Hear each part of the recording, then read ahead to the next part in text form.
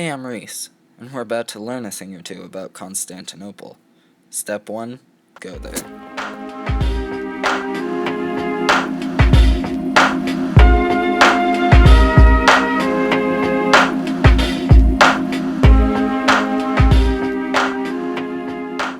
The Byzantine Empire, known as the Roman giant that rivaled the mightiest civilizations of the time.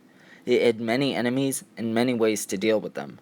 From brilliant architecture and artistry to strategic military expansion and political efforts, the Byzantine Empire has created more of an effect on the world than just being in the pages of our history textbooks.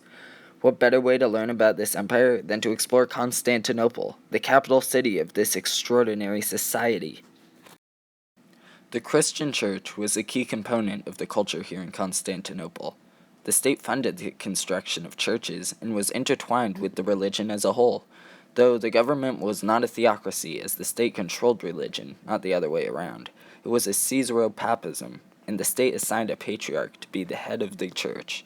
This government was extremely centralized and extremely complicated, with a bureaucracy that all worked under the emperor. It was so complex that the word Byzantine descends from it. It differed completely from the government of Mombasa, which was a city-state on the East African coast, which warred with the other non-centralized city-states.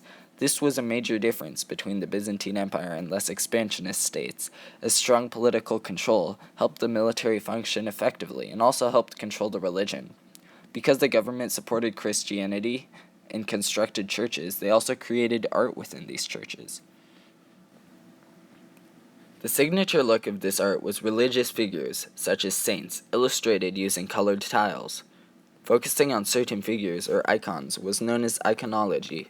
This style drastically contrasted the style of the Abbasid Empire, which also state-sponsored art, as it went against Islam to depict Allah or Muhammad, the Prophet. This is what differed Byzantine state-sponsored art from the art of the Muslim empires at the time. Churches also had beautiful ceilings and domes, as well as elaborate architecture. But there was more to the Byzantine architecture than just churches. Let's see what our expert can tell us about it. Hey, I'm Al, and I'm an expert. This right here is the Hippodrome. It was similar to Roman Colosseums, as it sported chariot races and other competition.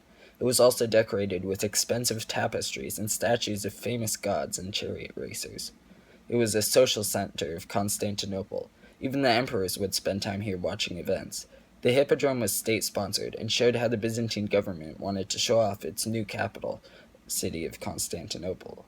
By building this Colosseum, the city had a whole new splendor, while the state made Constantinople look grand from the inside. They also had to protect this capital city so that it would stay that way. To do this, the state constructed walls around the city to protect it from invaders. While the Byzantine had an expansionist military, which conquered new territories and established themes and gave land to its soldiers, it also had to watch out for incoming forces. The walls that bordered Constantinople worked great to do this, as they held off invaders for decades. They were a signature of Byzantine architecture, and featured a moat as well as 3 layers of walls. The city truly showed how powerful the Byzantine Empire was. Wow, thanks Al. I guess Constantinople was truly a great city. From the Byzantine Empire, they've left their mark on history. Well, that's all for now.